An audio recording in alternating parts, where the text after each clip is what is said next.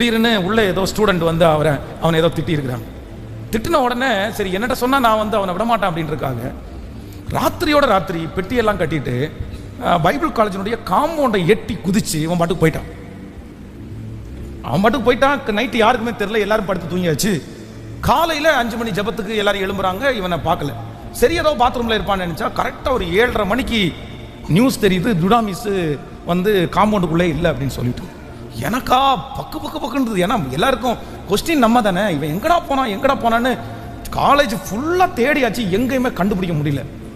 அப்புறம் பதறி அடித்து அவங்க அப்பாவுக்கு நான் ஃபோன் பண்ணேன். ஐயா இந்த மாதிரி வந்து பையனை காணோம், என்ன பண்ணான்னு தெரில, எங்கே போனான்னு தெரில, நேற்றுக்கு சாயந்தரம் இப்போ தான் கேட்டால் சொல்கிறாங்க ஒரு 6-6:30 காணோம் அப்படின்னு சொல்கிறாங்க, என்ன பண்ணான்னு சொன்னா, ஐயோ பாஸ் நீங்கள் ஒன்றும் பயப்படாதீங்க, அவன் வந்து அங்கேருந்து இங்கேயும் வராமல் பக்கத்தில் ஈரோடு அவங்க சித்தி வீடு இருக்குது அங்கே போயிட்டான், அவன் திரும்பியும் பைபிள் காலேஜ் பண்ணான். சரி பாஸ்டர் ஒன்றும் பிரச்சனை இல்லை, நீங்கள் சொல்லுங்கள், சாரி உங்களுக்கும் நான் ரொம்ப ட்ரபிள் கொடுத்துட்டேன், அவன் கொண்டு வந்த பொருள் எல்லாம் மோஸ்ட்லி கொண்டு வந்திருப்பான், கொண்டு வராத பொருள் இருந்தால் அதை கொரியர் பண்ணுங்க அப்படின்ட்டு அவர் வச்சுட்டார்.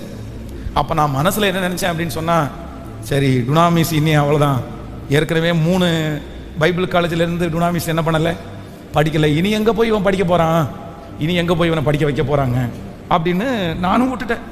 1 இயர், 1 வருஷத்தில் இவன் சர்ச்சில் நடந்து சும்மா இருக்கிறதுனால இவன் ரொம்ப பாதிக்கப்பட்டு, நம்ம ஏன் இப்படி வந்து சும்மா இந்த 3 பைபிள் காலேஜை விட்டு வந்துட்டோமே, ஆண்டவருக்கு ஊழியம் செய்யலாமேன்னு சொல்லி அவனுக்குள்ள ஒரு உணர்வு வந்து அவன் வந்து மனம் திரும்பி தன்னுடைய தகப்பனாரிடத்தில் போய், இது வரைக்கும் 3 பைபிள் காலேஜ் நான் உங்களுக்கு ஏமாற்றி வந்துட்டேன்ப்பா, எனக்கு இன்னொரு பைபிள் காலேஜை அனுப்பி விடுங்க, கஷ்டமான பைபிள் காலேஜ்னா கூட பரவாயில்ல, எனக்கு இதுவரை நிறைய பணத்தை வேஸ்ட் பண்ணிட்டீங்க, இனி ஃபீஸே இல்லாத ஒரு ஃப்ரீயான காலேஜில் கூட சேர்த்து விடுங்க, நான் போகிறேன்னு சொல்லியிருக்கிறான்.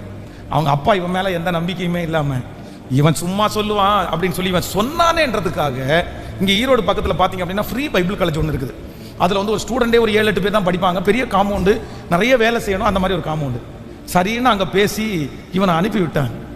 நீங்கள் நம்ப மாட்டீங்க, அந்த டுனாமிஸ் வந்து 3 இயர்ஸ் 3 வருஷமும் அவ்வளவு கஷ்டம், அவ்வளவு பாடல, இல்லை ஏற்கனவே நம்ம வாழ்க்கையை தொலைச்சிட்டோம், இனி தொலைக்க முடியாதுன்னு சொல்லி படித்து முடித்து கிராஜுவேஷன் வாங்கி என்ன அடுத்து ஒரு நாள் அவனை சந்திச்சேன்.